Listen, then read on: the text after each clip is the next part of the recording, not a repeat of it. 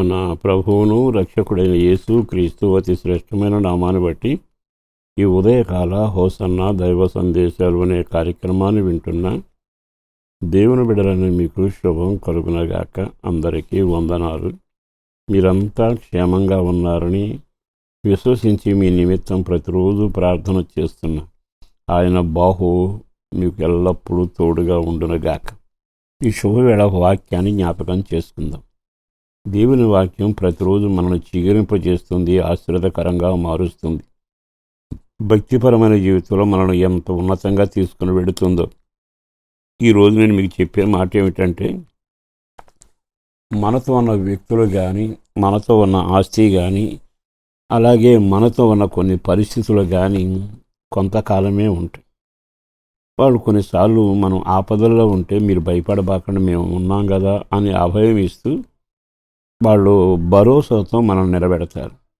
కానీ నెలలు తిరక్కమనిపే వాళ్ళు ఇచ్చిన హామీలు కానీ మేము ఉంటాం మీ పక్షాన అన్న వాళ్ళు కనుమరుగవుతూ ఉంటారు.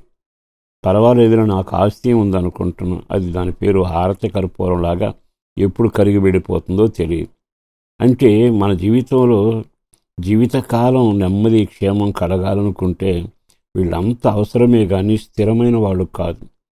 మనుషుల మధ్యలో ఉండే ప్రేమ కూడా స్థిరంగా ఉండదు, కలిమి స్థిరంగా ఉండదు, ఆరోగ్యం స్థిరంగా ఉండదు, నమ్మిన వ్యక్తులు స్థిరంగా ఉండరు. కానీ ఓ చక్కని మాట బైబిల్లో చదివితే ఎంత ధైర్యం, ఎంత ఆనందం కలుగుతుంది. యెషయా గ్రంథంలో చాలా తేటగా 46వ అధ్యాయంలో 4వ వాక్యంలో ఇలాగన రాయబడి ఉంది.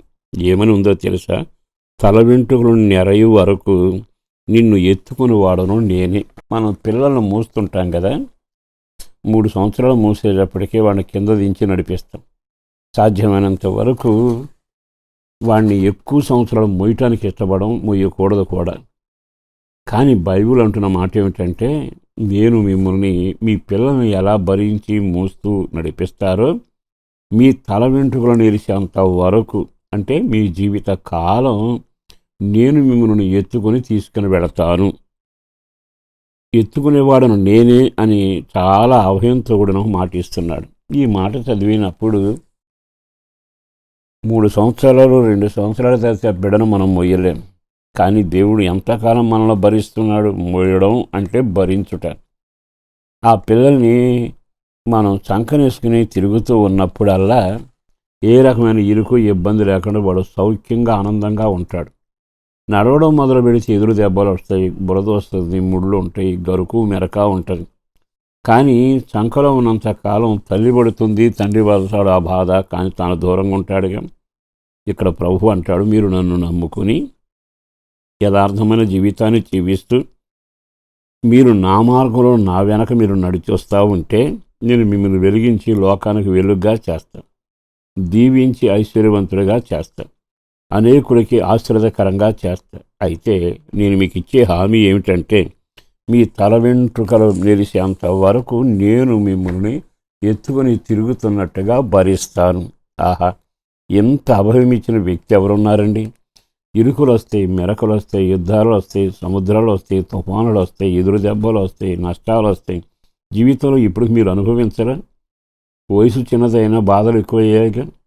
అందరితో కలిసి ఉండి అందరి మధ్యలో నీవు దివాళా తీసిన వ్యక్తిలాగా, తలదించుకునే వ్యక్తిలాగా ఎన్నిసార్లు నడిచాడరా? వీళ్ళని నమ్మి చెడిపోయాను అని ఎన్నిసార్లు వాపోతూ వచ్చావు.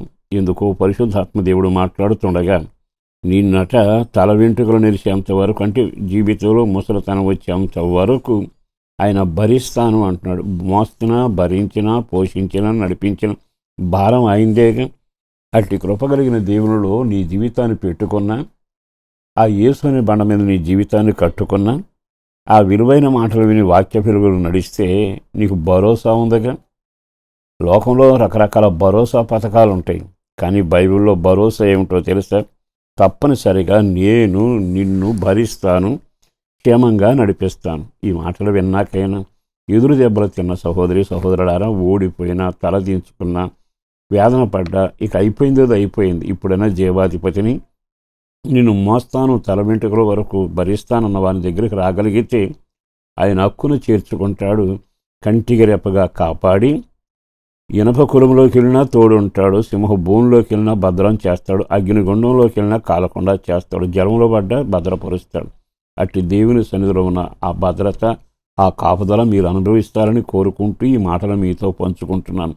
ఒక్క క్షణం ఆయన వైపు తిరిగి ప్రార్థన చేయండి. పరిశుద్ధులను ప్రేమామడి నా ప్రభు వందనాలయ, అపారమైన నీ ప్రేమ కొరకు ధన్యవాదాలు.